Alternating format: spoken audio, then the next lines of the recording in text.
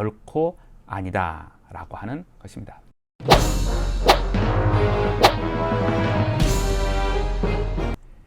거짓말하는 행위가 소위 하나님의 모략이라고 주장하는 이들이 있습니다. 하나님의 모략, 하나님의 숨겨진 전략, 그런 이야기죠. 바로 신천지인들입니다. 거짓말을 활용해서 전도하는 것, 그것이 하나님께 영광을 돌린다라고 합니다. 정말 어처구니가 없는 일들이죠. 문제는 이 신천지인들이 그 거짓말하는 행위가 성경에 나와 있다고 주장하는 것입니다. 따라서 신천지인들은 거짓말로 전도하는 행위, 즉 모략 전도가 성경적인 것이라고 주장을 합니다. 정말 성경이 거짓말을 활용해서 전도하라고 하는 것일까요? 그 모략 전도에 활용되는 성경 구절 중에 대표적인 것이 로마서 3장 7절입니다. 정말로 로마서 3장 7절이 거짓말을 행함으로 전도해도 된다는 말일까요? 한번 봅시다. 그러나 나의 거짓말로 하나님의 참되심이 더 풍성하여 그의 영광이 되었다면 어찌 내가 죄인처럼 심판을 받으리요? 라는 말이에요. 이 한 절. 미투친 것, 나의 거짓말로 하나님의 참되심이 더 풍성하여 그 영광이 되었다면, 요 구절, 요것만 보면 정말 거짓말로 하나님의 영광을 나타낸다라고 오해죠. 오해할 수가 있는 것입니다.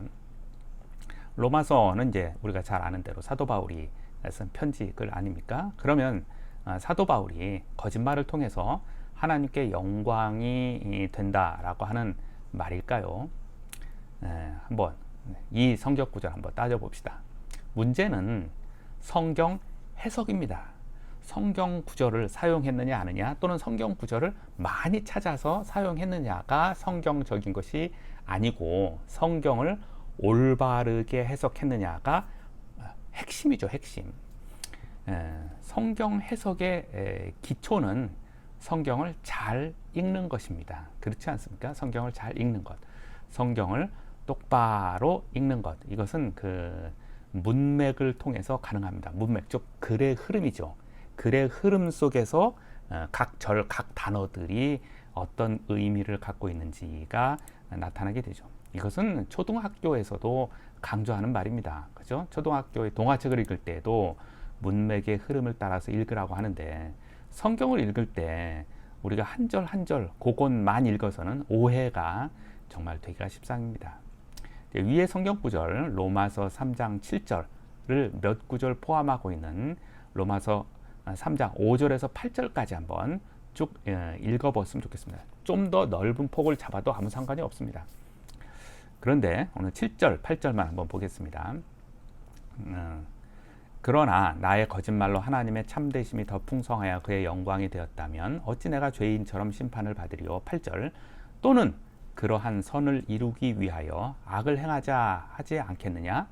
어떤 이들이 이렇게 비방하여 우리가 이런 말을 한다고 하니 그들은 정죄 받는 것이 마땅하니라, 이 말이에요. 그죠?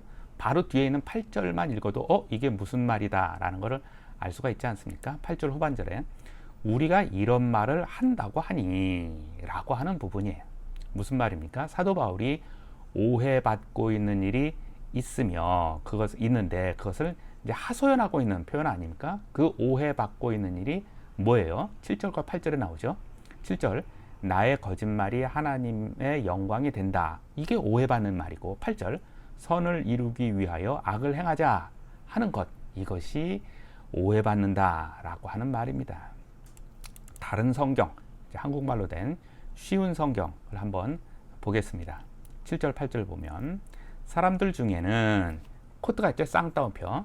내가 거짓말을 하여 그 때문에 하나님의 참되심이 드러난다면 오히려 하나님께 영광이 되는데 왜 내가 죄인 취급을 받아야 하는가? 쌍따옴표.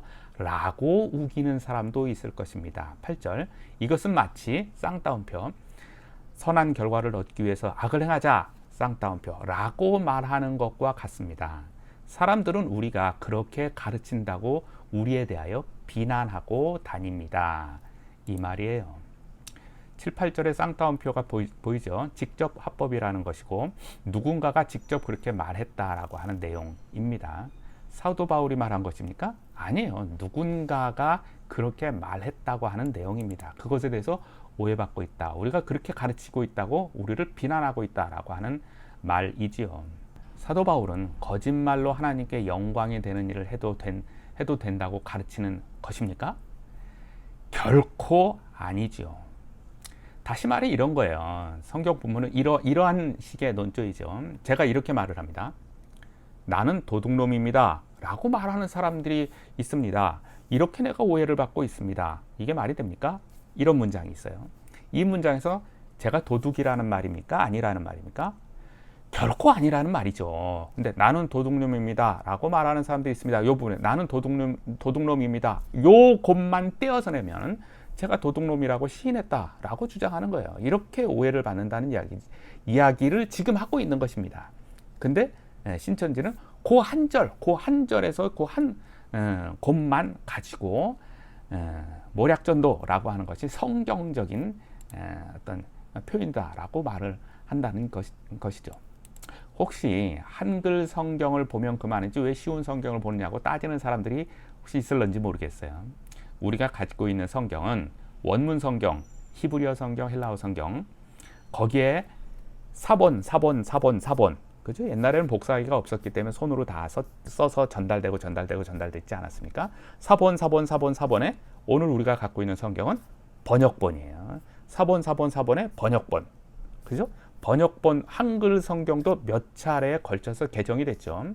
번역본의 개정이에요. 지금 이렇게 있는 성경이 한글 성경, 영어 성경, 일본어 성경, 중국어 성경 다 마찬가지입니다. 이러한 성경들을 많이 다 참고하려고 하는 것은 우리가 원문 성경에 가까운 하나님의 말씀을 찾고자 하는 노력이에요. 그러니까 다른 성경도 많이 참고하면 참고할수록 좋은 것이죠. 결론적으로 로마서 3장 7절은 거짓말은 하나님의 모략이다 라고 하는 말을 해주는 성경 구절이 결코 아니다 라고 하는 것입니다. 성경은 거짓말을 해서는 안 된다라고 수차례 경고를 하고 있지요. 우리가 이미 잘 알고 있습니다. 출애굽기 20장 16절에 내 이웃에 대하여 거짓 증거하지 말라. 또 심지어 이제 로마서 사도 바울이 쓴 로마서 9장 1절에 내가 그리스도 안에서 참말을 하고 거짓말을 아니하노라. 디모데전서 4장 1, 2절 후반부에 보면 자기 양심이 화인을 맞아서 외식함으로 거짓말을 하는 자들이라. 이렇게 성경은 거짓말에 대해서 많은 경고를 하고 있습니다. 우리 하나님은 우리의 거짓말로 영광을 받으실 만큼 무능한 분이 아니십니다.